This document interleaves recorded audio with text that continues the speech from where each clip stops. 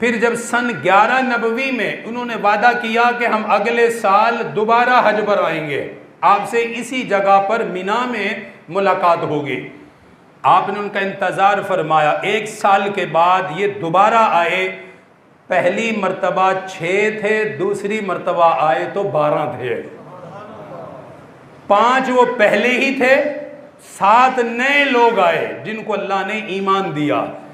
یہ مینا میں آپ سے ملے، آقا مدنی صلی اللہ علیہ وسلم سے مزید قرآن سنا اور کہنے لگے کہ آقا پورے سال انتظار کیا ہے کہ زبان نبوت سے قرآن سنیں گے، پچھلے سال سن کر گئے تھے، آج تک لذت محسوس کر رہے ہیں، وہ حلاوت جو اس وقت ہمیں ملی، اس وقت جو سکون ہمیں ملا، آج تک محسوس کر رہے ہیں۔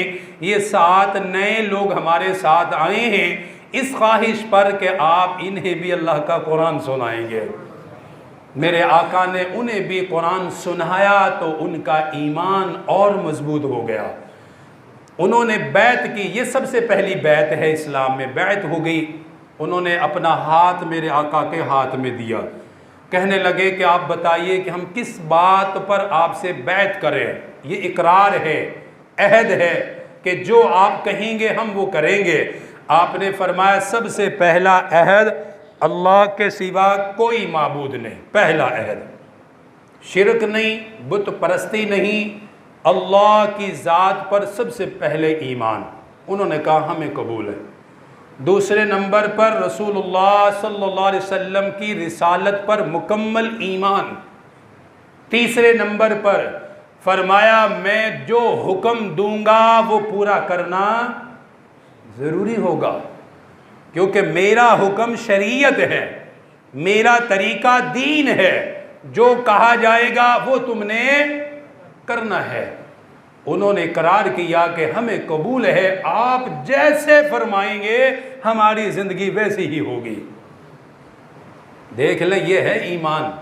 اپنی زندگی سپرد کر رہے ہیں، اپنا دن رات سپرد کر رہے ہیں کہ اب جیسے آپ چاہیں گے ہم ویسے رہیں گے، جیسے آپ کا طریقہ، جو آپ کا طریقہ وہی ہمارا طریقہ ہے۔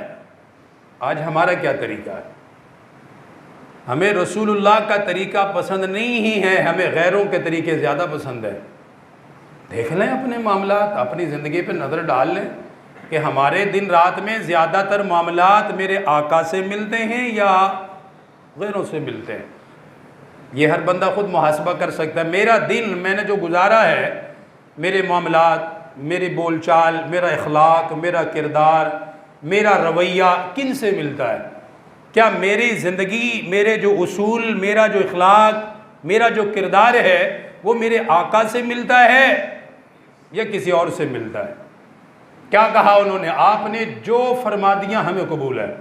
آپ نے فرمایا بدکاری، زنا، ان چیزوں سے دور، کسی پہ تہمت نہیں لگانی۔ دیکھیں کیسی چیزیں فرما رہے ہیں، بنیادی چیزیں فرمائے، کسی پر تہمت نہیں لگانی، کسی پاک دامن عورت کو بدنام نہیں کرنا، کسی کی برائیوں کو اچھالنا نہیں کہ اس کو ذلیل و خوار کرو۔ فرمایا لوگوں کی برائیوں پر پردے ڈال لیں، چوری نہیں کرنی، غیبت نہیں کرنی، ایسے کچھ احکام آپ نے ان کو بتائے۔ جب وہ جانے لگے تو انہوں نے خواہش کی کہ آقا ہماری خواہش ہے کہ آپ کوئی معلم ہمارے ساتھ روانہ فرمائیں۔ آپ کو 11 سال ہو گئے ہیں تو کوئی ایسا معلم جو مکمل آپ کے مزاج کو سمجھتا ہو، آپ کی صحبت میں رہا ہو۔ ہم تو سال بعد آتے ہیں، کچھ دن رہتے ہیں، ہمیں زیادہ نہیں علم، آپ کوئی ایسا معلم ہمیں دیں کہ جو آپ کی زندگی ہمیں سمجھائے، قرآن ہمیں سکھائے، دین ہمیں بتائے جو آپ نے ان کو سکھایا۔ آپ صلی اللہ علیہ وسلم نے 2 صحابہ کو روانہ فرمایا۔ کتنے صحابہ؟ 2 صحابہ معلم بن کر گئے۔ نمبر 1 حضرت مصعب بن عمیر رضی اللہ تعالیٰ عنہ۔ اللہ اکبر، یہ وہ جلیل القدر صحابی ہیں جو بدری صحابہ میں سے ہیں، اور حضرت مصعب بن عمیر وہ صحابی ہیں کہ جنگ بدر جو اسلام کی پہلی عظیم جنگ، اس دن اسلام کا جھنڈا اللہ کے نبی نے ان کو دیا تھا، ان کے ہاتھ میں تھا علم، علم بردار تھے اس دن یہ آپ نے وہ جھنڈا ان کو دیا کیونکہ مدینہ کے پہلے معلم تھے. ان کے ساتھ آپ نے حضرت عبداللہ بن ام مکتوم رضی اللہ تعالی جو مؤذن رسول ہے دونوں کو روانہ فرمایا. ان کو کچھ نصیحتیں کی اور فرمایا کہ تم نے لوگوں کو اللہ کی طرف بلانا ہے. ان 12 میں سے ایک شخص حضرت اسعد بن زرارہ رضی اللہ تعالیٰ عنہ جو مدینہ کے رؤساء میں سے بھی تھا, مالدار بھی تھا اور بڑا معزز آدمی تھا. اس نے ذمہ داری لی کہ یہ میرے مہمان ہوں گے, ان کو ٹھکانہ میں دوں گا کیونکہ وہاں تو یہ تو پردیسی ہیں, کہاں رہیں گے. ان میں سے ایک نے اسعد بن زرارہ رضی اللہ تعالیٰ عنہ کہا میرے پاس رہیں گے, وہاں یہ محنت کریں گے. بہرحال میں بات آگے بڑھاتا ہوں کہ مدینہ میں اسلام کیسے چلا ہے. یہ صحابہ اسد بن زرارہ کے گھر میں رہے. مدینہ میں طریقہ کیا تھا, ہر روز صبح کے وقت مصعب بن عمیر رضی اللہ تعالیٰ عنہ نکلتے, 2-4 گھروں میں جاتے, اللہ کا پیغام سناتے. اللہ کی مہربانی کے روزانہ 4-5 آدمیوں کو مسلمان کر دیتے.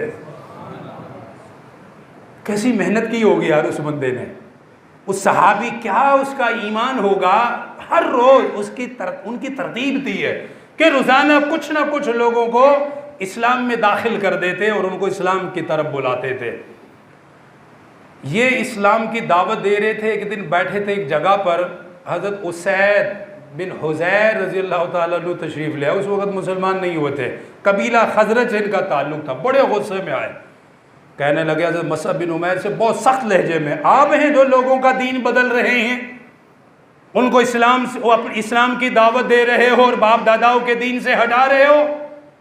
حضرت مصعب بن عمیر نے فرمایا کہ میں دین سے نہیں ہٹاتا, میں تو راہ حق بتاتا ہوں, میں تو ان کو صحیح راستہ بتاتا ہوں کہ جنت کا راستہ کیا ہے.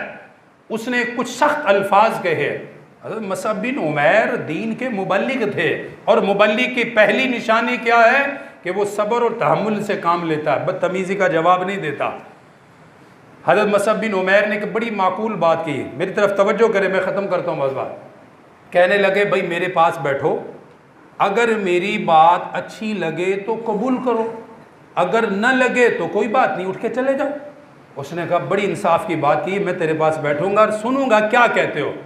بیٹھنے کی دیر تھی, اب پتہ ہے کہ اللہ کا قرآن سنائے گا, ایمان تو خود ہی اتر جائے گا. پہلے اس کو بٹھایا کہ اسید بن حضیر کو کہا کہ آپ بیٹھو, بات تو سنو.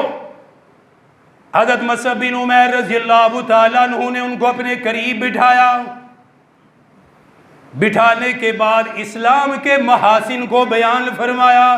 کہنے لگے بتاؤ اسلام کا طریقہ یہ ہے